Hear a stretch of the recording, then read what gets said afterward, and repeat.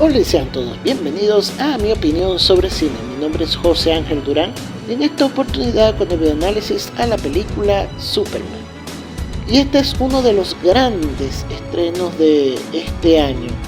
Yo la esperaba con muchas ansias, con la confianza por supuesto de que esta era una película de James Gunn. Porque este es un director que ya en este género de superhéroes nos tiene acostumbrado a convertir carbón en diamante. Él tomó una de las historias más aburridas o menos favorita para mí, que es Guardianes de la Galaxia. Unos personajes que sí, en el cine eran desconocidos, pero en los cómics eran bastante llamativos los personajes en apariencia, pero eran bastante mediocres, con sinceridad. Y los convirtió en oro puro, una de las mejores películas de este universo de Marvel, creo que mejor paradas de todo lo que se ha hecho últimamente en todos estos años de este universo. Ahora como manda más de DC, viene como a poner borrón y cuenta nueva. Porque vamos a ser sinceros, todo el mundo se está quejando de que James Gunn le quitó la oscuridad a DC y se están quejando de ello. Y entiendo el punto porque no es fácil cambiar toda esa percepción que tenemos de DC. Yo creo que esto viene desde las películas de Batman a finales de los 80, en donde sí, Batman era un personaje oscuro y todo está ambientado en como esa ambientación menos alegre de este género de superhéroes. Cuando llega Christopher Nolan lo amplifica muchísimo más porque él dice que le quería inyectar más realismo, lo cual puso a estos personajes como más viscerables, más psicológicamente inestables, por decirlo de alguna manera. Y cuando por fin decidieron crear su universo con Zack Snyder, pues eso es lo que se esperaba y eso es lo que hizo Zack Snyder, dar esa misma ambientación tan deprimente a estas películas. Pero fue tal que creo que no pudo competir contra Marvel y ahí es donde empezaron los problemas empresariales en Warner para tratar de salvar esto. Y bueno, entonces conocemos la historia de La Roca, que se quería adueñar de todo y tampoco funcionó. Entonces me parece muy bien que se empezara con otro superhéroe de esta compañía, Superman, que es una visión muchísimo más optimista, dándole una lavada de cara a todos estos personajes para que no fueran tan tétricos. ¿Y cuál fue el resultado? Me gusta mucho el tratamiento que les hace James Gunn, de que Superman no es el primer superhéroe, sí, es el primer superhéroe en las viñetas, pero me refiero, en este universo no es el primero, no es el más importante, sino que Superman es parte de un universo muchísimo más grande, donde hay otros personajes con otras habilidades. Se puede decir que son más fuertes o menos fuertes que él, sí, porque bueno, Superman en los últimos años lo han puesto como el superhéroe invencible y que no hay competencia con él, por eso él tiene que estar en la cabeza de todo. Y no sé si James Gunn lo va a llevar a eso, pero aquí en esta primera película se siente más bien parte de un colectivo, parte de un grupo, parte de otros seres semejantes a él.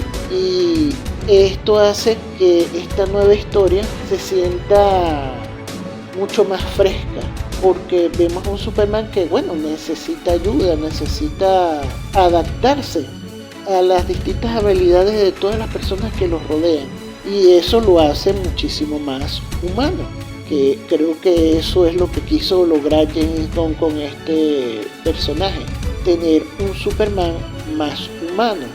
Hay una discusión por ahí de que se siente que es el más débil, porque inclusive la película empieza, y esto no es un spoiler porque ha salido en los trailers, en las promociones, Superman empieza derrotado, golpeado, no se siente como aquella imagen de virtud en donde todo el mundo lo respeta y lo venera.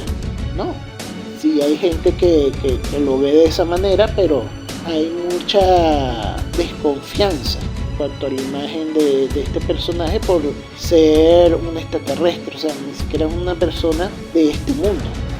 Y eso no es nuevo, ¿no? Hay historias de Superman, ya lo hemos visto inclusive en el cine, donde la imagen de Superman genera desconfianza, pero ese tratamiento de verlo de una manera humana y él sentirse como un humano, que se quiere integrar, se me hace bastante fresco.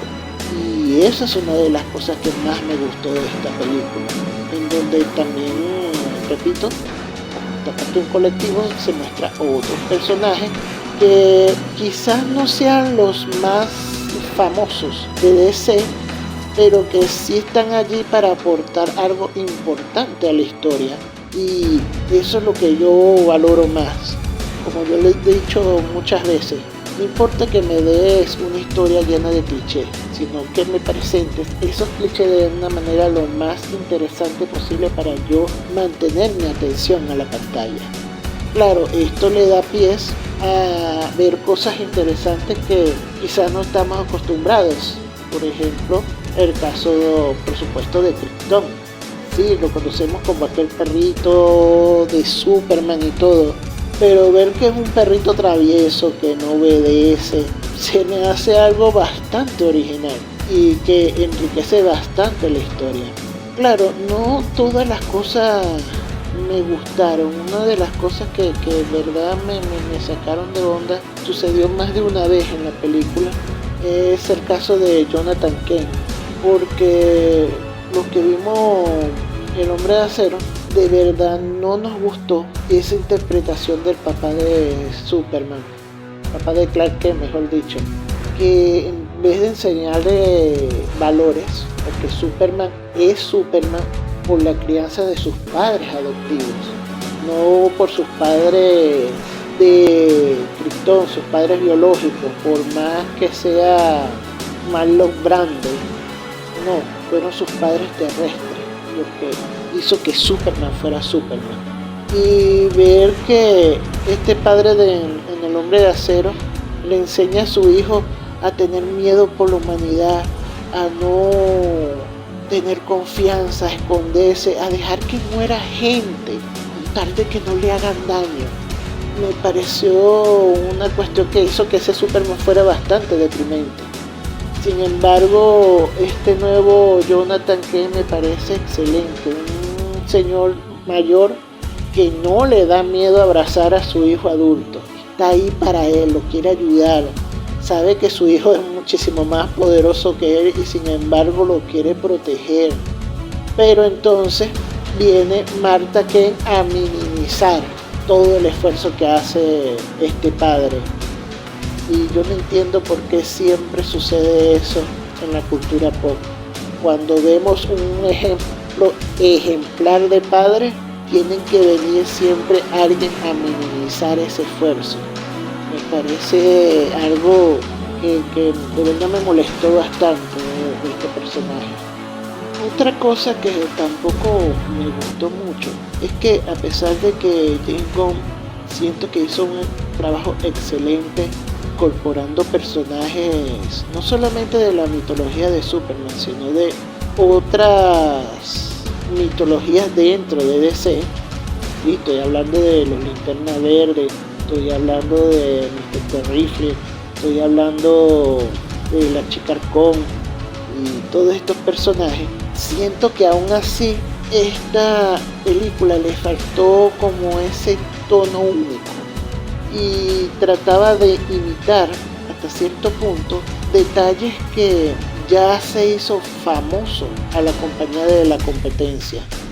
O sea, Marvel se hizo muy famoso y al principio utilizaba muy bien lo que eran las escenas postcréditos.